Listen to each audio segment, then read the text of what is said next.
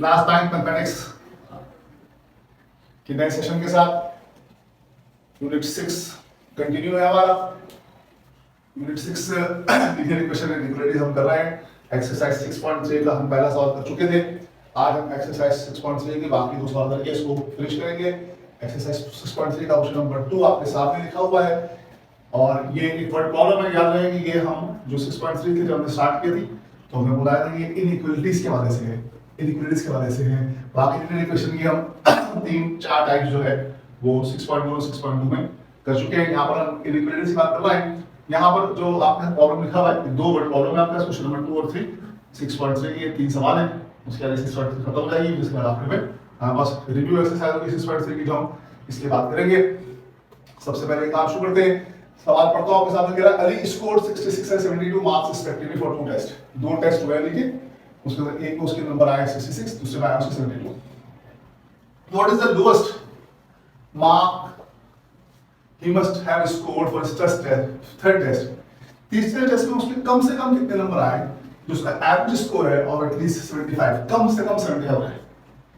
जो उसको average score required है बोनस हासिल करने के लिए, बोनस प्राइज हासिल करने के लिए उसको एवरेज रिक्वायर्ड है कम से कम वो 75 है। यानी 75 से कम है या उससे ज्यादा है। 75 से कम है या उससे ज्यादा है। 75 से के बराबर है या उससे ज्यादा है। 75 से कम होनी चाहिए, एटलीस्ट 75 होनी चाहिए कम से कम। 75 से ज्यादा भी हो सकती है। ठीक है, तो कितने नंबर उसके आए रहेंगे तीसरे टेस्ट के अंदर? लाया जो चीज हमें नहीं पता होती, अभी हम प्रॉब्लम को कर रहे होते हैं इक्वेशंस का जो चीज हमें नहीं पता होती है उसको लेट कर देते हैं x के हिसाब से। उसके बाद हम देखते हैं कि हमें कंडीशन क्या दी गई है। सबसे पहले हम काम शुरू करेंगे कि हम कहेंगे let the mark of third test be x। तीसरे टेस्ट के मार्क्स उसके हमने x सपोज कर लिए। अब उसने कहा है कि जो एवरेज है, average of 3 marks, average of 3 test का मार्क्स होगा वो हम बताया आपको कि जो एवरेज होता है हमेशा वो जितने नंबर होते हैं उससे डिवाइड करने लगता है।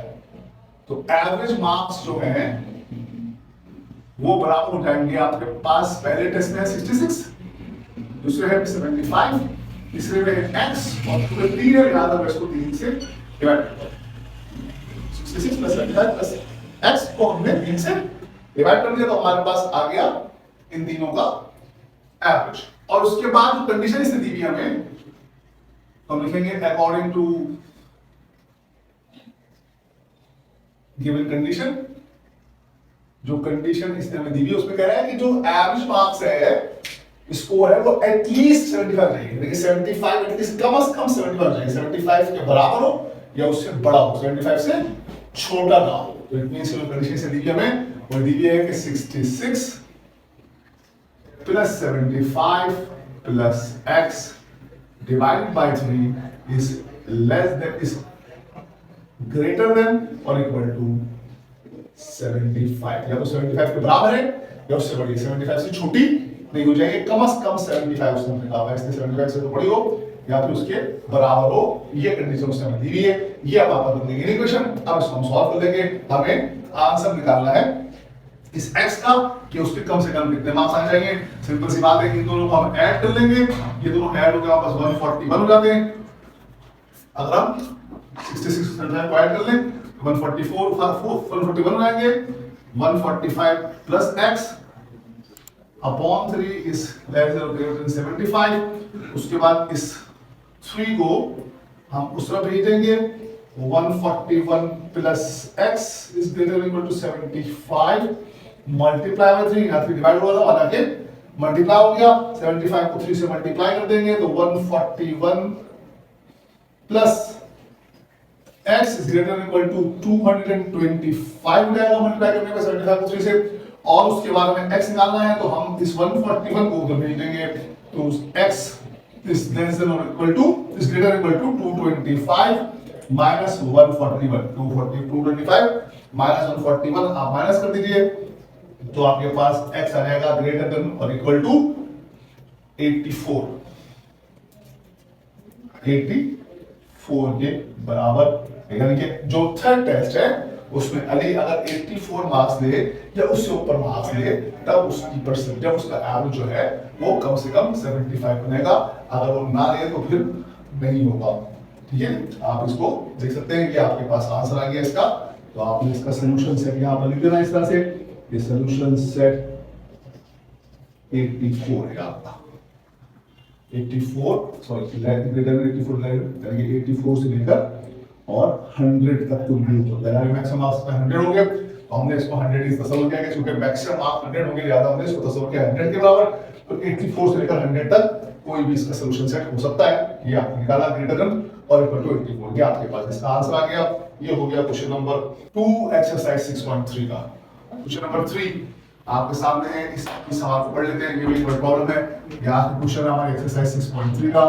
ये सवाल आपके सामने लिखा हुआ है 7 less than 3 times the sum of a number and 5 is at least 11। एक नंबर फाइंड करना है आपने, find all the number that satisfy this condition। 7 less than 3 times the sum of a number and 5 is at least 11। इसको बस समझना है आपने इस जुमले को कि ये जुमला जो है वो क्या है, उसके बाद आपने देख लीजिए क्या मामला है इसका, और इसके अंदर आपने वो नंबर फाइंड करना है, find all the number that satisfy this condition. तो सबसे पहली बात तो ये कि ये प्रश्न समझ लीजिए। सबसे पहले आप कह रहा है 7 less than 3 times the sum of a number and 5। एक नंबर है उसका सम करना है 5 से, उसका 3 टाइम्स जो है वो 7 छोटा है 11 से, एटलीस्ट 11 है वो। तो सबसे पहले देखें इसको, हम बारी बारी करते हैं स्टेप करके। सॉल्यूशन में सबसे पहले हम कहते हैं let the number be x, let the number be x, number आपके पास x आ गया, let the number be x आ गया। उसके बाद sum of a number and 5, sum of a number and 5 ये बराबर रहेगा x प्लस 5 के। Sum of a number and 5, number हमने क्या सपोज किया है x और उसका सम हमने फैक्टर x प्लस 5 हो गया। 3 टाइम्स और 3 टाइम्स इसका 3 टाइम्स आपको लिखा हुआ है 3 times of sum of a number and 5 ये बराबर आएगा 3 into x plus 5। ठीक है, और 7 लेस देन, यानी कि इसमें से हम 7 अगर माइनस करेंगे तो वो 11 से छोटा होगा। तो 7 लेस देन, अगर मैं इसी जुमले को इस तरह से आगे कंटिन्यू कर दूं, मैं कहूं 7 less than 3 times of sum of a number and 5, sum of a number and 5, 7 less than 3 times of 7 a number। तो इसका हम कर देंगे 3 into x plus 5 minus 7, 7 less than 3 times, इससे छोटा, इससे 3 टाइम्स सम ऑफ मार्क्स से and 5 से 7 लेस देन, उससे 7 छोटा, वो एटलीस्ट 11 है। उस पर अब अकॉर्डिंग टू गिवन कंडीशन दे देंगे, अकॉर्डिंग टू गिवन कंडीशन यहां पर बता रहा हूं 7 लेस देन, इससे छोटा, 7 छोटा, इससे 7 छोटा। तो इसमें से हमने 7 माइनस कर दिए, ये आपके पास बन गई 3 into x plus 5 minus 7 is at least 11। या तो 11 है या 11 से बड़ा है, 11। ये आपके पास कंडीशन बन गई ये इक्वेशन की। हमने कहा let the number be x, उसके बाद हमने सपोज कर दिया उसको, उसका नंबर प्लस 5 x प्लस 5 कर दिया इसको। उसके बाद 3 टाइम्स था इसका, उसको 3 टाइम्स मल्टीप्लाई कर दिया, और 7 लेस देन था उसको हमने 7 लेस कर दिया। कंडीशन ये बन गई हमारे पास के ये इज एटलीस्ट 11, कम से कम 11 है, 11 कम से कम 11 नहीं, 11 है सबसे बड़ा है, और तमाम नंबर आपको फाइंड करने इस कंडीशन सेटिस्फाई करेंगे। ये आपके सामने आ गया। उसके बाद इसको हम सॉल्व कर लेते हैं। इसको सॉल्व करने के लिए सबसे पहले हम यहाँ पर 3x plus 15 minus 7 is equal to 11 कर लेते हैं, और उसके बाद 3x ये 15 3x हो गया, 3 15 हो गया, माइनस 7 से आ गया, फिर माइनस 7 गया तो क्या आ जाएगा 8 आपके पास। ये 11 हो गया। उसके बाद आपने इस 8 को तो भेज दिया, तो 3x is greater than equal to 11 minus 8, और फिर उसके बाद x is greater than equal to sorry 3x कर लेते हैं, इसको माइनस कर लेंगे पहले, उसके बाद उसको रख लेंगे is greater than equal to 3, और उसके बाद आखिर में x is equals to greater than equal to 3/3, और x will be greater than equal to 1।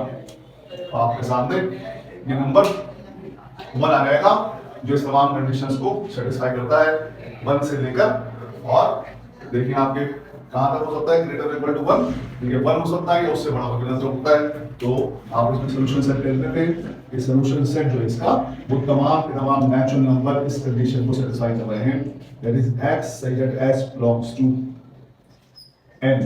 ये आपके पास क्योंकि 1 से स्टार्ट हुआ है, 1 या उससे बड़ा है, इसका मतलब तमाम के तमाम नेचुरल नंबर इस कंडीशन को सेटिस्फाई कर रहे हैं। ये आपके सामने क्वेश्चन नंबर 3 सॉल्व हुआ है आपके पास, इसमें हमने आंसर आपको निकाल के दिखाया, ये तमाम के तमाम नेचुरल नंबर को सेटिस्फाई कर रहा है। ये 6.3 का आखिरी सवाल था जो हमने सॉल्व किया, और इस तरह आपके सामने क्वेश्चन नंबर 3 6.3 का आखिरी सवाल 6.3 कंप्लीट हुई, क्वेश्चन नंबर 3 आपके सामने हुआ है।